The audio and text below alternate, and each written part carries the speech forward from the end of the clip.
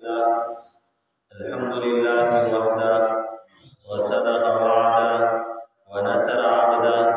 وهزم الأحزاب وحده. أما بعد فأعوذ بالله من الشيطان الرجيم. بسم الله الرحمن الرحيم. يا أيها الذين آمنوا قوا أنفسكم وأهليكم نارا. وقال النبي صلى الله عليه وسلم: ألا كلكم راع وكلكم مسؤول عن رعيته. أو كما قال النبي صلى الله عليه وسلم.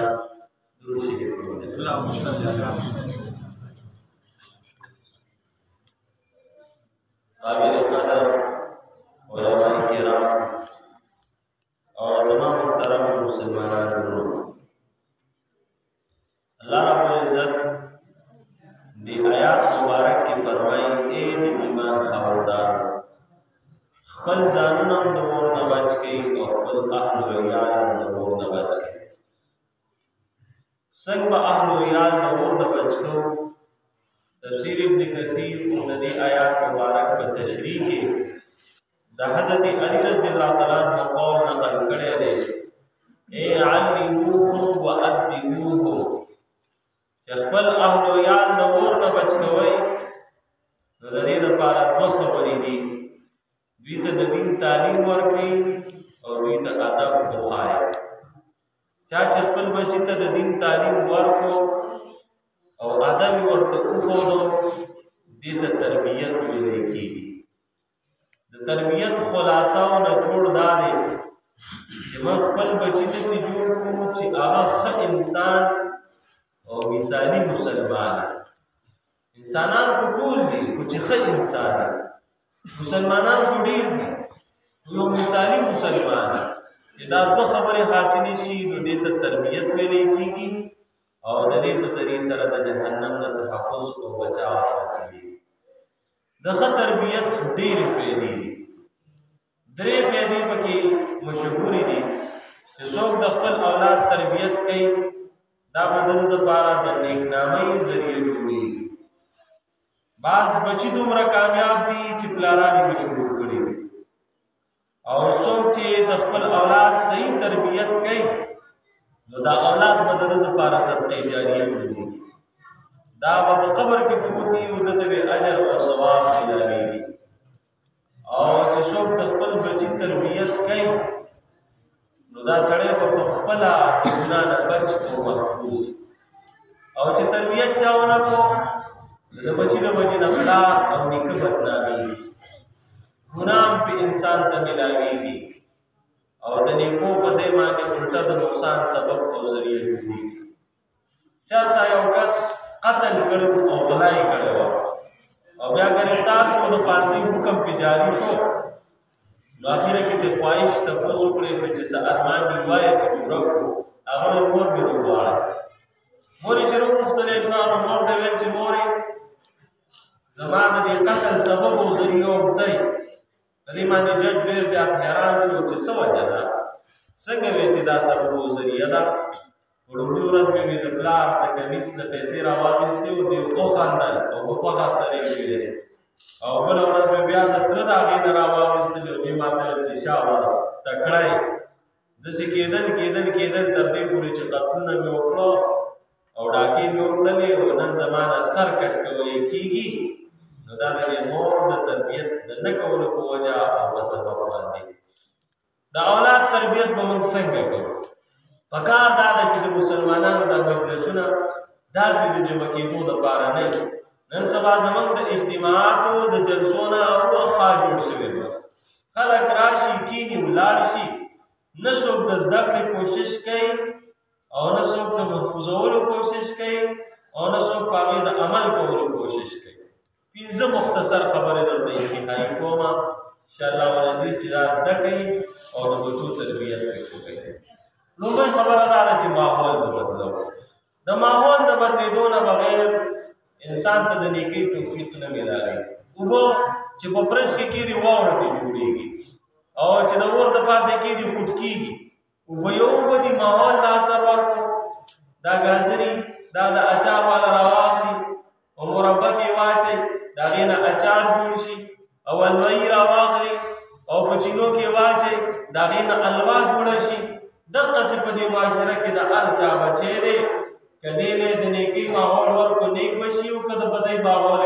محبت بشي د کور ماحول به موږ څنګه بدلو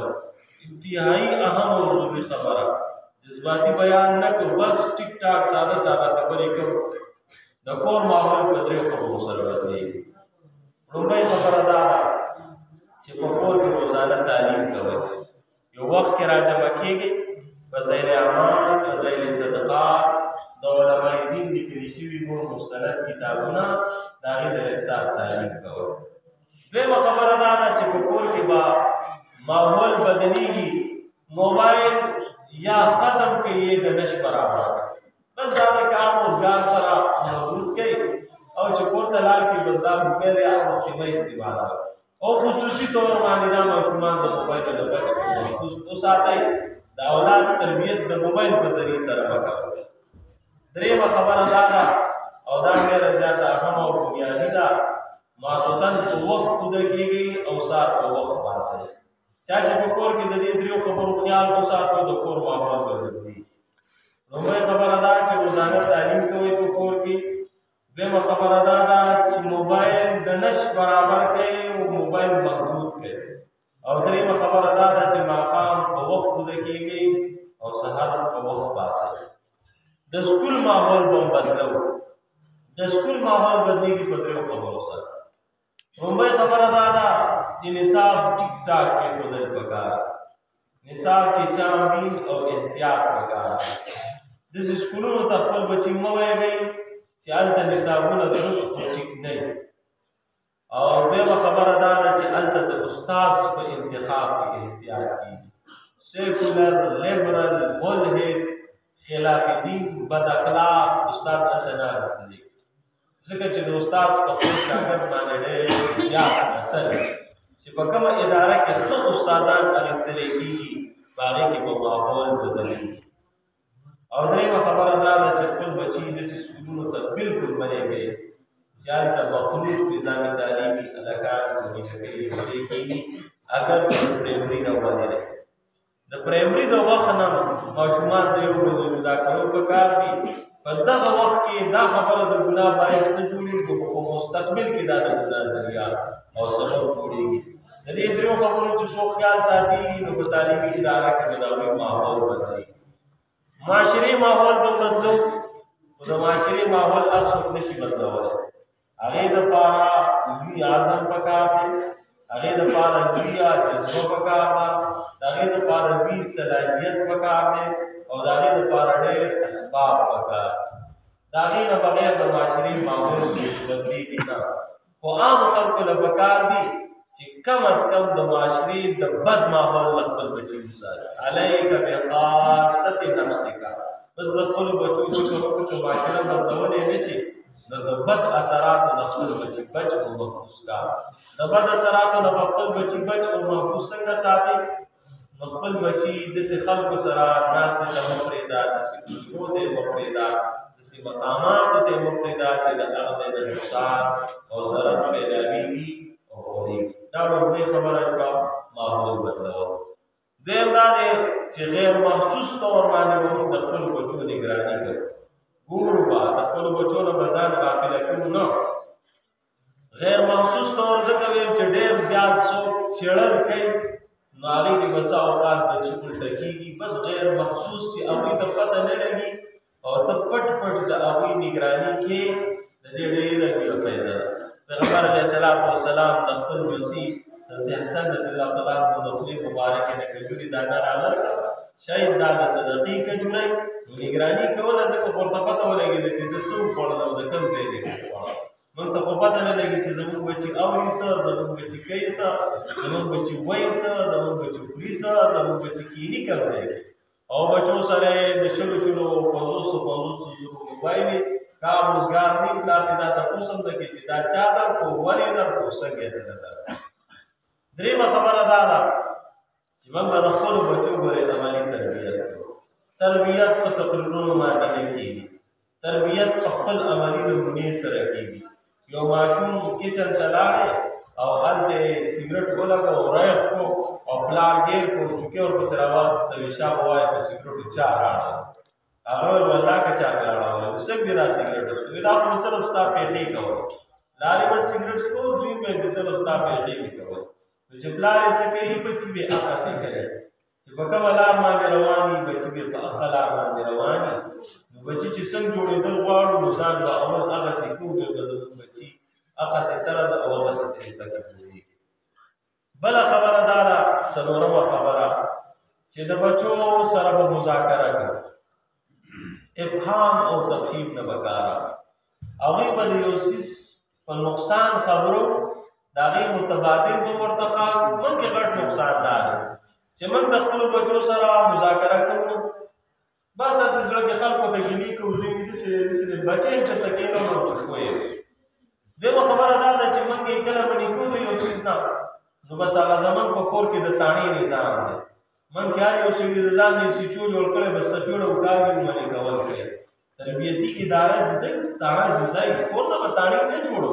کور ته به تربیتي اداره جوړو بابا کور بچیا چې ته دا موبایل یې مه استعمالوه داسې د نظر کمزوری کېږي صلاحیت دې کمزوری کېږي وخت دې ضایع کېږي د دې په ذریعې سره ته په سکول کې کمې نمبر اخلې په مدرسه کې کمې نمبر اخلې او د هغې متبادل به ورته ښایو ښه مزېدار او بهتر ماحول اب ورته ښایو تر څو پورې چې موږ دوی پوه کړي نه او موږ ورته متبادل نه یو ښودلی دوی به زموږ سره ضد پیدا کېږي دوی وایي هسې بې سمې دا ونې کوي ما سره د پلار ضد کې وځي هسې دشمني ده نو د فهم او د تفهیم معامله ده ګوره پیغمبر علیه السلام په دور کې یو هلک پردۍ کجورې راجوکولې او ډېر شو راوستلی شو پیغمبر اسلام ته تپوس وکړو چې بچیه ولې خورې هغه ویل وږی یم ښځه ویل داسې کوه چې اچې مې راپرېوتي هغه خوراک محدثین بحث کوي چې حالت اضطرار کې د لوږې نه مړ کېده ځکه ورته دغه جایز وي او یا دا چې عربو به اجازت ورکړو پرېوتلې کجورې په هغې به څه نه ویل که د باغ مالک په پرېوتلو کجورو خفه کېږي هغې استعمال هم جایز دی او بیا والله په ملا باندې یا په سر مختلف روایت راغلي لاس راکړه یو روایت چې کېټه راغلی ده او یې فرمایل یا الله د لوږه خاتمه کړي نوجوان باندې د بدکارۍ اجازه کوي ما ته د بدکارۍ اجازه ده پیغمبر علیه السلام پوه کړو که ستا د کور د زنانو متعلق